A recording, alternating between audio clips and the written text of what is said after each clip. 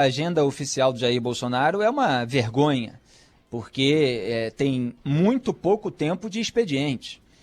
Então, talvez na maior parte do tempo ele esteja aí fazendo isso que o Célio Faria Júnior, chefe de gabinete pessoal do presidente, disse serem deslocamentos de caráter privado, o que é um absurdo, porque ele está usando a estrutura da presidência, tem a comitiva lá se movendo junto com ele e está fazendo campanha. Ele próprio disse outro dia, eu estou aqui no meio do povo, eu preciso dar o exemplo.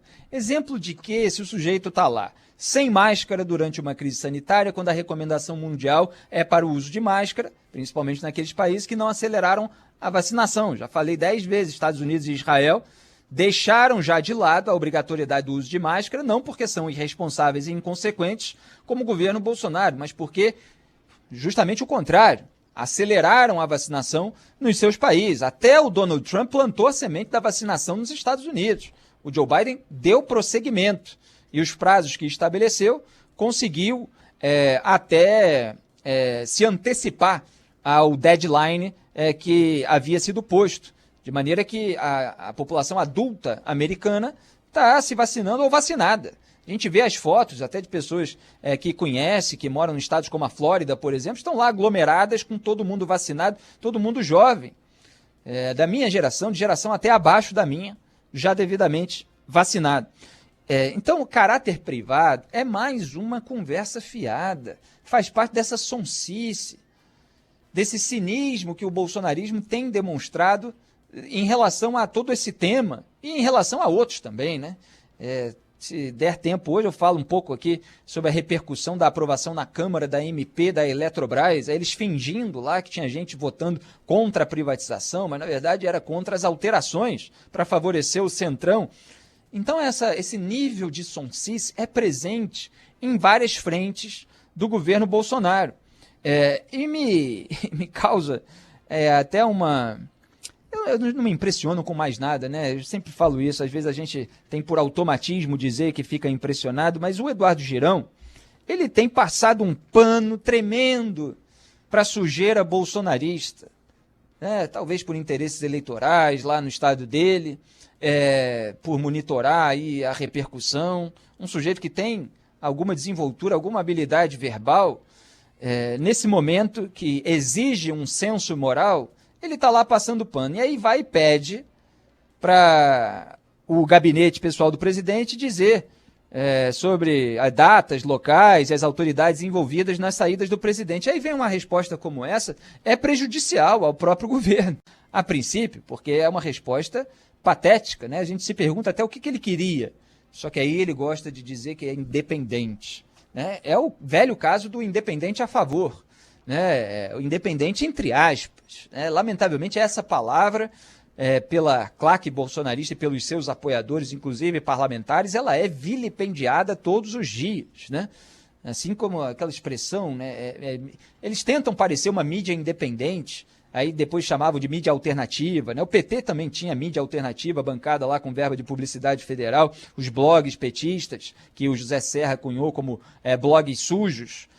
E você tem todo um pessoal que não está aí para zelar pela independência, analisando os fatos de acordo com princípios gerais. Não está lá para passar pano para aquele grupo político. E tem gente que não está acostumada a lidar com essas questões mais profundas, que acha que a coerência é isso. É você pertencer a uma patotinha e você ignorar toda a sujeira, todos os atos reprováveis que aquela patotinha comete pelo combate a uma outra patotinha. Não. O correto é você ter os princípios gerais, os valores morais e zelar por eles, independentemente dos personagens envolvidos, zelando pelo cidadão brasileiro, honesto, trabalhador, pagador do imposto. E não é isso que a gente vê. Então, você tem aí mais um caso de falta de transparência, de falta de registro oficial e de patrimonialismo. Você tem essa indistinção daquilo que é público e privado, que é constante no bolsonarismo. Desde os gabinetes, onde empregavam um monte de familiares, onde havia gente registrada, mas sem estar trabalhando, como apontou o Ministério Público do Rio de Janeiro na investigação do gabinete sobre o Flávio Bolsonaro. Tem suspeita de que até a filha do Queiroz era funcionário fantasma no próprio gabinete do Jair Bolsonaro, porque dava aula como personal trainer para celebridades. Foi do gabinete do Flávio e do gabinete do Jair. Dava aula para celebridade durante o período em que ele supostamente teria atuado para um, dava aula em academias durante o período em que supostamente tinha atuado para outro. Então, essa confusão do que é público e do que é privado, o dinheiro que era para ser dos assessores sendo remunerados por um trabalho legislativo, mas que não estavam fazendo e que aí iam parar na conta da família Bolsonaro, por meio da coleta do Fabrício Queiroz, tudo isso é sintoma de pessoas que não têm essa aresta moral para dividir o que é público e o que é privado. E esses passeios, eles não são de caráter privado.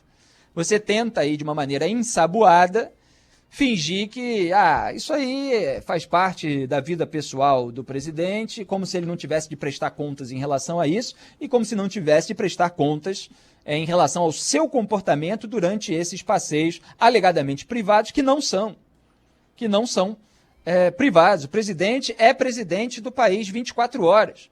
Ele pode ter o horário dele em que ele não tem um compromisso oficial, mas a partir do momento que ele está se expondo publicamente, que ele está interagindo com a população e que está explorando politicamente aquelas imagens em vídeos publicados nas redes sociais, ele está com uma atuação pública que merece o escrutínio da sociedade e o escrutínio por parte da CPI e da Covid para relacionar com os outros documentos, com os outros fatos e ver no todo e nas partes onde houve crime de responsabilidade.